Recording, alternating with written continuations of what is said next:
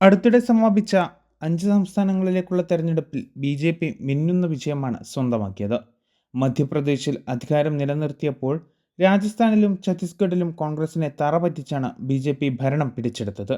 ഇതിനു പിന്നാലെ 3 സംസ്ഥാനങ്ങളിലേക്കും മുഖ്യമന്ത്രിമാരെ തെരഞ്ഞെടുത്തതും ഏവരെയും ഞെട്ടിച്ചിരുന്നു.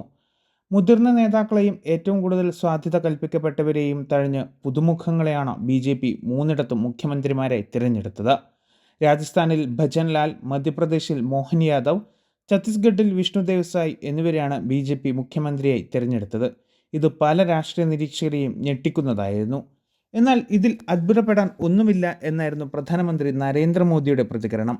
മുഖ്യമന്ത്രിമാരായി പുതുമുഖങ്ങളെ തിരഞ്ഞെടുക്കാനുള്ള ബി.ജെ.പിയുടെ നീക്കം പുതിയ പ്രവണതയല്ലെന്നും പാർട്ടിയുടെ ഈ രീതിയുടെ ഏറ്റവും നല്ല ഉദാഹരണമാണ് താനെന്നും പ്രധാനമന്ത്രി നരേന്ദ്രമോദി പറഞ്ഞു. ഇന്ത്യ ടുഡേക്ക് നൽകിയ പ്രത്യേക അഭിമുഖത്തിൽ സംസാരിക്കുകയായിരുന്നു അദ്ദേഹം. ബി.ജെ.പിക്കുള്ളിലെ ഈ രീതിയുടെ ഏറ്റവും മികച്ച ഉദാഹരണമാണ് ഞാൻ.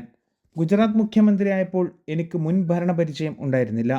നിയമസഭയിലേക്ക് പോലും തിരഞ്ഞെടുക്കപ്പെട്ടിരുന്നില്ല. 2001 കേശുഭായ് പട്ടേലിൻ്റെ പിൻഗാമിയായി ഗുജറാത്ത് മുഖ്യമന്ത്രിയായി മോദി അധികാരമേറ്റത്. പിന്നീട് 4 മാസത്തിനു ശേഷം നടന്ന ഉപതെരഞ്ഞെടുപ്പിലാണ് അദ്ദേഹം സംസ്ഥാന നിയമസഭയിലേക്കും തിരഞ്ഞെടുക്കപ്പെട്ടത്. ബി.ജെ.പി. വ്യത്യസ്തമായ പരീക്ഷണങ്ങൾ നടത്തുന്നുണ്ടെന്നും കേഡർ ആസ്ഥാനമാക്കിയുള്ള പാർട്ടിയാണ് ബി.ജെ.പി. എന്നും അദ്ദേഹം അവകാശപ്പെട്ടു. ഒരേ സമയം ഒന്നിലധികം തലമുറകളെ വളർത്തിയെടുക്കാനുള്ള കഴിവ് ബി.ജെ.പിക്കുണ്ട്.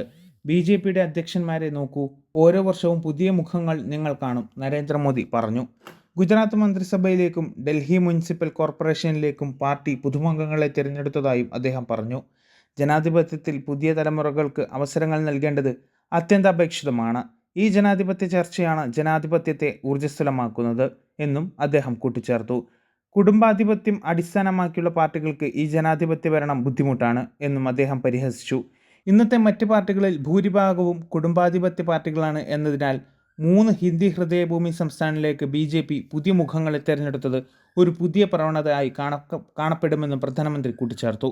ബി.ജെ.പിയെ ചൈതന്യമുള്ളതാക്കുകയും പ്രവർത്തകർക്കുള്ളിൽ അഭിലാഷങ്ങളും പ്രതീക്ഷകളും ജ്വലിപ്പിക്കുകയും ചെയ്യുന്നു എന്നത് ജനാധിപത്യ കലഹമാണ് എന്നും അദ്ദേഹം പറഞ്ഞു.